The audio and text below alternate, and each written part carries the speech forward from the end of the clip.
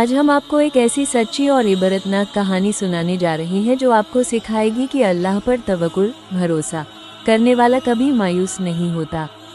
ये कहानी एक सादा दिल वाले लकड़हारे की है जिसने अल्लाह पर तवक्कुल करके ये देख लिया कि कैसे अल्लाह अपने बंदों के लिए रिज़्क के दरवाजे खोलता है जिनका इंसान कभी तसव्वुर भी नहीं कर सकता।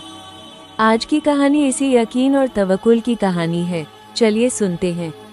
बहुत वक्त पहले एक छोटा सा गांव था।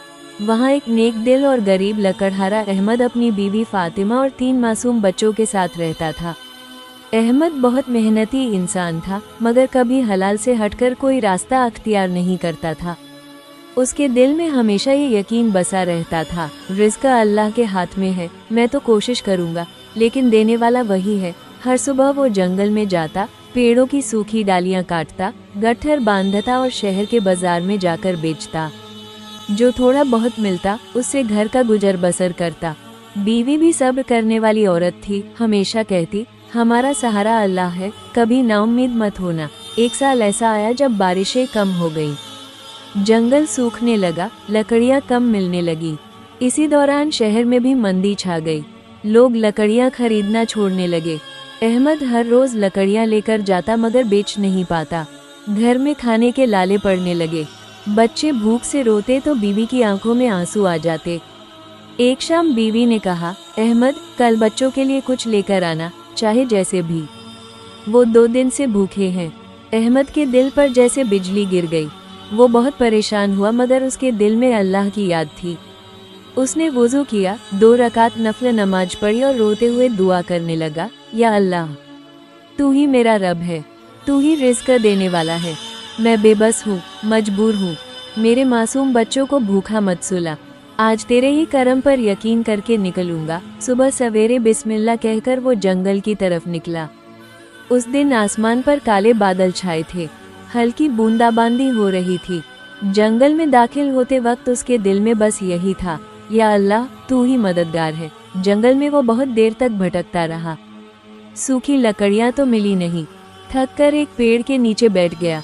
दिल से फिर दुआ करने लगा, या रब, जब मेरे पास कुछ नहीं तब तेरा सहारा ही सबसे बड़ा है। अचानक उसकी नज़र पड़ी कि पास ही एक बड़ा सा पुराना पेड़ तूफान में गिरा पड़ा था। उसकी लकड़ियाँ बहुत मजबूत और बाजार में अच्छी कीमत पाने वाली थी। अहमद ने अल्लाह का शुक्र अदा किया, अपनी कुल्हाड़ी निकाली और लकड़ियाँ काटकर 3 बड़े गट्ठर तैयार कर लिए। अब दिक्कत ये थी कि इतनी भारी लकड़ियाँ कैसे उठाए। उसी वक्त एक बूढ़ा आदमी अपने गधे के साथ उधर से गुजर रहा था। उसने अहमद को परेशान देखा और पूछा, भाई परेशान क्यों हो? अहमद ने कहा, इतनी लकड़ी काट ली है लेकिन उठाकर बाजार तक नहीं ले जा सकता। बूढ़े ने कहा, अल्लाह के नाम पर चलो, मैं अपने गधे पर लाद देता हूँ, तुम्हें बाजार तक छोड़ दूंगा। अहमद की आंखों में आंसू आ गए। उसने दिल से कहा, या अल्लाह, तू किस किस तरीके से मदद करता है, हम सोच भी नहीं सकते। जब वो बाजार पहुंचा तो वहां भी एक अजीब मंजर देखा। एक अमीर व्यापारी एक बड़ी शादी की तैयारी करवा रहा था और उसे सूखी और मजबूत लकड़ियों की सख्त जरूरत थी।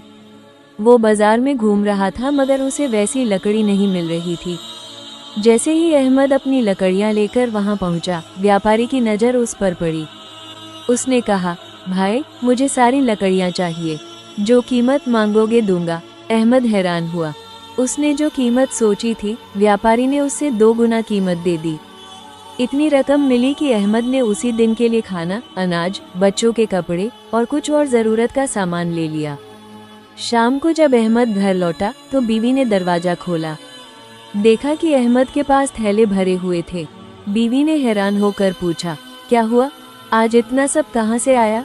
अहमद ने मुस्कराकर कहा, ये मेरे नहीं, अल्लाह के करम से आया है। दोस्तों, तवक्कुल कोई कमजोरों की चीज़ नहीं। तवक्कुल ताकतवर दिलों की पहचान है। जो अपने रब पर भरोसा रखता है, उसके लिए ज़मीन से आसमान तक रास्ते खुल जाते हैं।